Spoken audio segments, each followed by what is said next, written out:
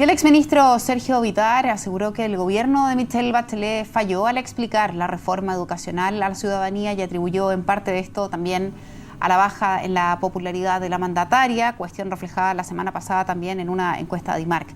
También aseguró que en materia comunicacional y de acuerdos no ha habido un buen trabajo. Queremos ahondar en eso. Está aquí en las dependencias de CNN justamente el exministro Sergio Vittar.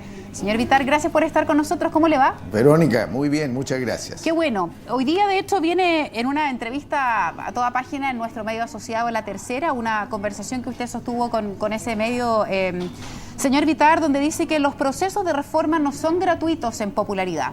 Hay un hecho que el gobierno va a la baja. Lo que yo quisiera consultarle es ¿cuál es el costo real que está pagando el gobierno por, más allá de la baja de la popularidad, por implementar varias reformas y todas a la vez? Yo creo que los beneficios van a ser evidentes, pero no se ven al tiro. Y por lo tanto la decisión de la presidenta de avanzar en la reforma me parece una decisión acertada. Si no lo hiciéramos ahora, los costos a futuro para la sociedad chilena van a ser mucho más difíciles. Va a haber más tensión social, menos desarrollo económico. De manera que avanzar en lo laboral, en lo educacional y en lo tributario tienen un gran respaldo ciudadano. Ahora, puede haber discusión respecto de la forma como se hace, pero la orientación a mi juicio está bien y en ese sentido hay que continuar hacia adelante corrigiendo como se hizo, creo yo, en la reforma laboral, que es lo que señalé en esa entrevista, que se ha hecho a mi juicio mejor. Correcto. ¿Y cuáles han sido las principales deficiencias de las otras dos reformas que tuvieron que batallar un poco más, no solo con la opinión de la ciudadanía, sino que también con los mismos parlamentarios, a diferencia de lo que ocurre con la laboral?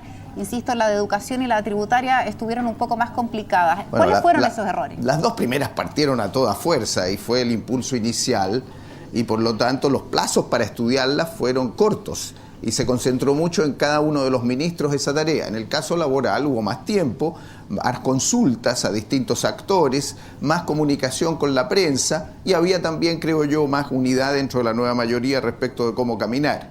Pero se manejó con más fluidez política, con más comunicación y con más equipo de gobierno. Creo que eso se aprendió en el camino, la presidenta ha marcado ese rumbo y creo que lo que viene en el 2015 va a ser mejor en el sentido de aprender de lo que hicimos y las nuevas reformas educacionales y las que siguen en otros ámbitos también espero que sean manejadas en ese terreno, tal vez con menos secretismo, con menos improvisación, con más claridad del objetivo. No confundir objetivo con instrumento, a veces para el mismo objetivo uno puede ajustar los instrumentos y conseguir más rapidez. Y no hay que olvidarse de una cosa que hoy día no está actuando como uno habría ocurrido en condiciones normales, que es una derecha desplomada por los casos de corrupción. Y en los meses anteriores hubo una derecha muy dura que atacó la reforma tributaria y educacional con mensajes muy fuertes de que cerrarían los colegios, de que la clase media se afectaría con los tributos, que no era cierto, de manera que hoy también hay más espacio político para actuar. Ahora, Sergio, ¿cómo se entiende que ocurra este nivel de error cuando la presidenta Bachelet ya fue presidenta y uno eventualmente hubiera esperado que ella hubiese puesto con mayor fuerza sus propias convicciones personales para sacar adelante las reformas, cuando ella, por ejemplo, reconoce que efectivamente en algún momento tuvo la duda respecto de si en materia educacional era conveniente partir por los temas de final lucro, al copago y a la selección y no apuntar primero a la calidad, en circunstancias que el Transantiago ya había sido una experiencia donde ella también dijo, tuve un pálpito y no lo seguí. ¿Cómo se entiende que una presidenta que es segunda vez mandataria elegida por votación popular así con mucha adhesión haya ocurrido esto? Bueno, es re fácil ser general después de la batalla, todos van a dar lecciones, yo no voy a dar ninguna. Yo quiero decir de que era difícil la decisión y hoy día uno puede observar qué cosas hay que hacer mejor.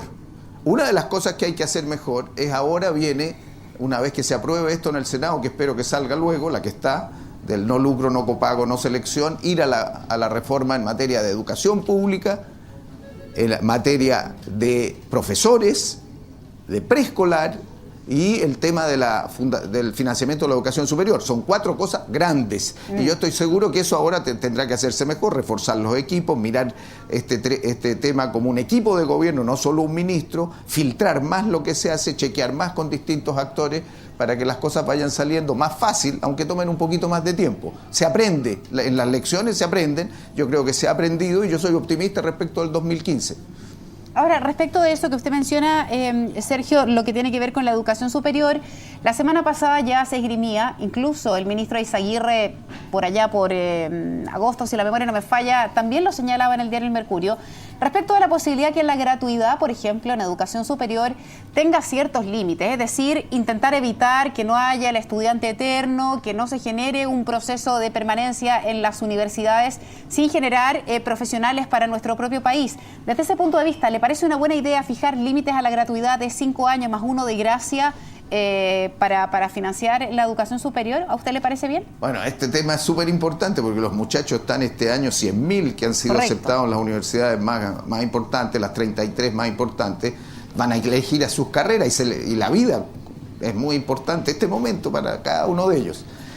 Por lo tanto, esto de cómo eligen y después la gratuidad para que los niños que vienen de familias más modestas puedan también tener el mismo acceso si tienen los mismos méritos, fortalecer esos méritos, concursos, viene el tema de cómo se financia, pero la limitación principal ya la puso la presidenta, porque hay que ser realista. El sentido es claro, avanzar hacia más gratuidad, pero el principio es hasta el 75%, se dijo, de las familias a las cuales pertenecen los muchachos de menores ingresos. Ahí hay una. Ahora, va a haber otras. Primero, tienen que ser universidades acreditadas, porque no puede poner el Estado dinero en universidades de mala calidad. Tienen que ser carreras acreditadas. Tiene que ponerse límite para que no ocurra lo que pasa en otros países, que una persona entra a estudiar una carrera de 4 años y se demora 8. No puede todo el Estado y todos los chilenos financiar 8 años una cosa que dura 4. Entonces, ¿cuánto tiempo más? Cuidar el tema de la deserción. Ahora, todo eso son requisitos que hay que afinar en esta primera fase y progresivamente se va a ir ampliando, pero siempre habrá requisitos. Ahora, respecto de... Volviendo un poco a lo que señalábamos al principio, Sergio Vitar, que tiene que ver con cómo se ha manejado la reforma de la educación, la tributaria y la laboral, entendiendo que cada una tiene sus complejidades.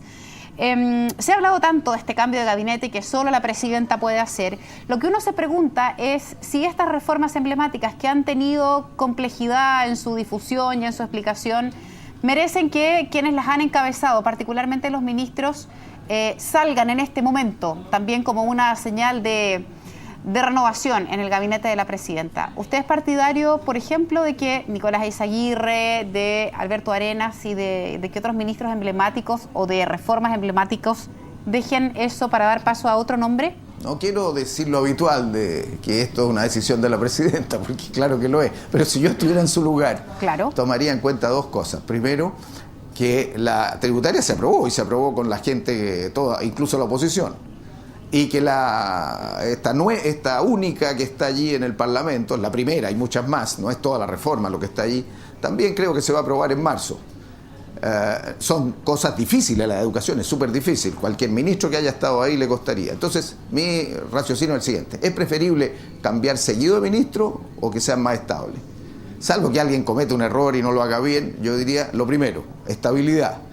Porque un ministro se demora como 6 meses en conocer su cartera para tomar las decisiones y no se va a pasar después acá. Miren lo que pasó con Piñera, que en el sector que yo trabajaba, que en obras públicas, como ministro, bueno, puso a 4 y después como 4 en educación. Al final no hay ni un ministro. Cuando 4 años, en un año no se da ni cuenta de lo que está pasando. Entonces, primero yo estabilizaría. Segundo, tanto Arenas como Eizaguirre han hecho un trabajo muy denodado. Ahora han recibido fuego surtido de la oposición, entonces no ha sido fácil.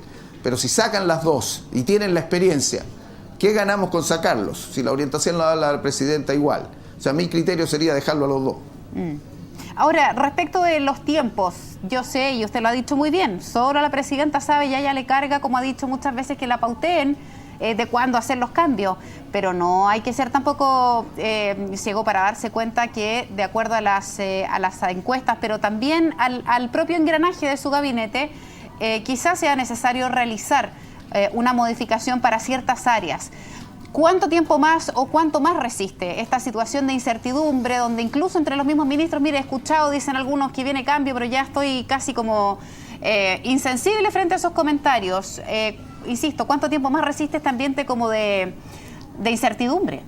Bueno, la incertidumbre siempre es una adversaria de los gobiernos, entonces a medida que tú fijes una agenda con más claridad, eso es importante. O sea, el 2015 yo supongo que va a haber esa política de ser más claro, decir qué vamos a hacer y qué no vamos a hacer, o en qué tiempo los vamos a hacer. Eso es clave para también bajar la incertidumbre y para evitar que gente que tiene buena voluntad no entre en dudas y gente que quiere atacarte no aproveche con estos instrumentos disparar con municiones que uno les entrega. Hay que hacer un cambio, obviamente, con la ministra de Salud, a quien yo considero que fue una estupenda ministra y respaldo, pero en fin, ahí se han producido los hechos y eso va a poder significar también una oportunidad para hacer otros ajustes. Siempre los gobiernos, al cabo de un año, tienes intendentes, tienes algunos ministros, algunos subsecretarios que puedes ajustar.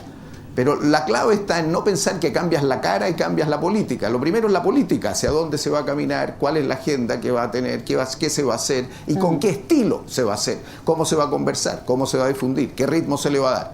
En la medida que eso se defina, creo que es lo más importante, tú le das la instrucción a los ministros para que lo hagan así. De manera que tiene que ir las dos cosas de la mano. Esto no se resuelve mágicamente cambiando una cara. Perfecto. Sergio Bitar, muchísimas gracias por haber venido al estudio de CNN. Que sea una buena semana también para usted. Muchas gracias, Vero. Adiós.